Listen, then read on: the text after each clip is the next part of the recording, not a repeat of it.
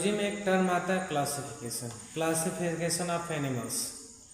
तो यहाँ classification of animal को साइंटिस्ट या कह सकते हो जो वेस्टर्न साइंस के कुछ रिसर्चर है उसको पढ़ के बहुत एडवांस टाइप का साइंस मानते हैं। उनके लिए मैं बताना चाहूँगा कि हमारे जो ऋषि थे, यहाँ तो एनिमल प्लांट का क्लासिफिकेशन किया जाता था, हमारे ऋषि मुनि उससे ज़्यादा एनिमल प्लांट की डिस्कवरी किए थे, क्लासिफिकेशन भी किए थे।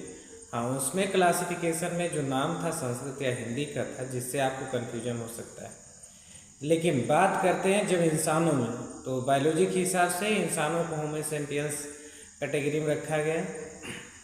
उसी के अकॉर्डिंग हमारे ऋषि जो थे इंसानों का भी एक इंसानों का बायोलॉजिकल क्लासिफिकेशन किए थे, जिससे हमें प्रत्येक इंसान की अच्छाई, स्ट्रेंथ, इन सब चीज़ों में की जानकारी मिल पाए और उनसे उनका जीवन आसान बन पाए और उनका एक्चुअल स्ट्रेंथ क्या है उसका उपयोग हो पाए। तो हम बताना चाहेंगे, जैसे हम पढ़ते हैं बायोलॉजी में किंगडम, तो किंगडम में क्या होता है, animal kingdom, plant kingdom. Kingdom को हिंदी में बोलते हैं जगत। तो हम लोग जब ह्यूमन बीइंग का क्लासिफिकेशन करते हैं तो उसे बोलते हैं सजीव, क्योंकि हम लोग सजीव जगत में आते हैं। उसके बाद आता है संघ, जिसको हम फाइलम बोलते हैं। संघ में क्या होता है, एक समूह होता है किसी एनिमल का जिसमें वो झुंड के साथ रहते हैं। तो इसी प्रकार मनुष्यों के कई कैटेगरी बनाई गई गोत्र के अकॉर्डिंग, जैसे ग्वाल हुआ, धतुला तिवारी, एक स्पेसिफिक क्षेत्र से लोग आते थे, उनका एक क्षेत्र था, उस क्षेत्र के हिसाब से उनका डेवलपमेंट होता था, कल्चर होती थी, इसलिए उनको एक अलग कैटेगरी दिया जाता है जिसे हम संघ बोलते थे। दूसरा आता है जिसे हम वर्ण या वर्ग कहते हैं, जिसको हम इंग्लिश में बोलते हैं क्लास। आप एनिमल के क्लासिफिकेशन में देखे होंगे। इसमें मनुष्य की 4 कैटेगरी की जाती है, ब्राह्मण, क्षत्रिय, वैश्य और शूद्र। इसके बाद नेक्स्ट आता है आपका गण। गण में क्या होता है, हमारे अंदर जो ऊर्जा स्तर है उसका कैटेगराइजेशन करते हैं। इसमें 3 टाइप के मनुष्यों में ऊर्जा स्तर पाई जाती है, एक दैव, दूसरा मनुष्य, तीसरा राक्षस। ये राक्षस का मतलब नहीं है कि उसके अंदर दुर्गुण होगा, राक्षस कहने का मतलब उसका वर्ड होता है, गण होता है, जिनकी एनर्जी जो है ये कई बार बॉडी ऑक्यूपाई किए तो राक्षस गण में आते हैं, जो पहली बार ऑक्यूपाई करता है देवगण में आते हैं, जो यहीं इसी यूनिवर्स से एनर्जी ट्रांसफर होकर मैटर को ऑक्यूपाई किया है वो मनुष्य गण में आते हैं। इसके बाद आता है कुल, जिसको इंग्लिश में फैमिली बोलते हैं। जैसे आप नाम सुनेंगे रघुकुल, रीत सदा चली आई, रघुकुल, यदुकुल, ये सब कुल मतलब उनके फैमिली को इंडिकेट करता है। इसके बाद आता है जीनस, जिसे हम बोलते हैं वंश। वंश में जैसे यदुवंशी, रघुवंशी, किस फैमिली से आप बिलोंग करते हैं। इसके बाद आती है जात, जहाँ होता है मानव जात।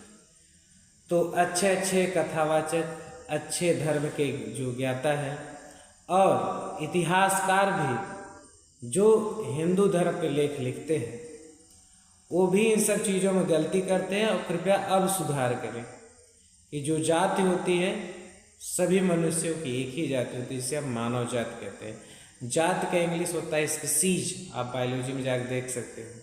केवल संस्कृत का अर्थ निकाल लेने से अगर हर चीज़ें जान पाते तो हमारे शास्त्रों का जो साइंस था कई वर्षों पहले विदेशी समझ को उसका तोड़ मरोड़ के अपना सर्च कर लिए होते थे। इसके साथ साथ हमें अपने धर्म की फिलॉसफी हर चीज़ को समझना होता है। अब बात क्या आती है कि कुछ लोग कहते हैं मनुष्य का जो जात होता है वो जन्म से मिलता है। हाँ, मनुष्य है तो जात तो जन्म से मिलता है, मानव उत्पन्न होंगे। इसके बाद बात करते हैं कि जो ब्राह्मण, क्षत्रिय, वैश्य लिखते हैं ये जन्म से डिसाइड होता है। इसमें देखो 2 क्राइटेरिया है। अगर आप बुद्धिमान हैं, ग्रह नक्षत्रों के अरेंजमेंट के साथ हमारी बॉडी का एनर्जी बैलेंस समझ पाते हैं, तो जो लोग इसके विद्वान थे, कह सकते हैं एस्ट्रोफिजिक्स के, वो जन्म से डिसाइड कर देते थे कि आगे चल के इसके अंदर जो ऊर्जा स्तर है वो किस टाइप के, क्या कर सकता है, क्षत्रिय गुण का है, ब्राह्मण गुण का है, क्या है। और ये माता पिता से नहीं मिलता, माता पिता से हमें फैमिली मिलती है, वंश मिल सकता है, कुल मिलेगा, जिसे हम सरनेम के रूप में यूज करते हैं। और हमारे प्लेनेट के अरेंजमेंट से हमें मिलते हैं ब्राह्मण, क्षत्रिय, वैश्य, शूद्र। किस टाइप की एनर्जी है उस टाइप के हम कर्म करेंगे। ये फैमिली से नहीं मिलता। या तो ऊर्जा स्तर से हम जान सकते हैं, या वो कर्म करने लगे तो उससे जान सकते हैं। दूसरा चीज, गढ़ जो होता है ये भी हमारे ऊर्जा स्तर पर डिपेंड करता है। हमारा आत्मा किस ऊर्जा स्तर का है उस पर डिपेंड करता है। और हमारे जो संस्कार या कल्चर है वो डिपेंड करते हैं हमारे संघ। हमारा संघ क्या मिला, उससे हमें क्या संस्कृति मिली, किस तरह से रहन सहन है, वो इन सब चीज़ों डिपेंड करता है। तो अगर अब कोई आपको जात के नाम पे बांटता है तो पहले उसको ज्ञान कराइए कि फैमिली क्या होता है, वंश क्या होता है। हमें जन्म से वंश मिलता है, फैमिली मिलती है, गोत्र मिल सकता है, कह सकते हैं। बाकी जितनी चीज़ें हैं वो हमारी ऊर्जा स्तर पे डिपेंड करेंगे। हम कैसा कर्म करते वैसा होते जाएंगे। जैसे कुछ लोग कहते हैं कि हम ब्राह्मण हैं। वास्तविकता है कि जन्म लेने से आप तिवारी हो सकते हैं, मिश्रा हो सकते हैं, अपना वंश पाएंगे। लेकिन जब आपके अंदर ज्ञान देने वाला ऊर्जा स्तर होगा, या आप वैसे ऊर्जा स्तर में जन्म लिए कोई जानकार हो, तब आप ब्राह्मण हो सकते हैं। हाँ, लेकिन एक चीज़ है कि जो इन सब वंश में आता है उनकी परंपराएं चलती हुई आ रही हैं, तो उनका जो फाइलम मिलता है, उनको संग इन सब चीज़ों को मिलता है, तो उनको ब्राह्मण बनने में काफ़ी आसानी होती है। इसका मैं एक एविडेंस भी देना चाहूँगा। ऋषि दुर्वासा अत्रि के पुत्र थे। अत्रि आते यदुवंश में, उनसे यदुवंश उत्पन्न हुआ है आगे चल के। तो एक्चुअल में दुर्वासा ऋषि जो थे वो यादव थे, लेकिन आप देखेंगे कि बाद में वो जाके ब्राह्मणत्व प्राप्त करते हैं। उसमें एक वर्णन भी आता है, आप जब शास्त्र पढ़ेंगे, कि दुर्वासा ऋषि कैसे ब्राह्मणत्व प्राप्त करते हैं। तो ज्ञान अर्जित करते हैं, ज्ञान का प्रचार प्रसार करते हैं, इसलिए उन्हें ब्राह्मण कहा जाता है। तो ये जो चीज़ें हैं, वर्ण या आप वर्ग कह सकते हैं, ये हमारे कर्म या हमारे ऊर्जा स्तर पर डिपेंड करते हैं। हमारे फैमिली से नहीं मिलता। फैमिली से हमें सपोर्ट मिल सकता है, हमें हमारा वंश मिल सकता है, हमारी कल्चर मिल सकती है।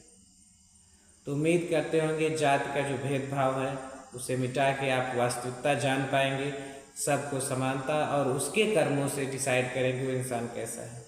और अगर किसी विद्वान को या कथावाचक या जो बड़े बड़े मठाधीश बैठे हैं, एक बार इस पर विचार करिए, फिलॉसफी समझिए। और आपको अगर कोई भ्रमित कर रहा है तो या तो वो खुद जानने की कोशिश करें, नहीं तो ये उनकी कमी है। जय श्री राम।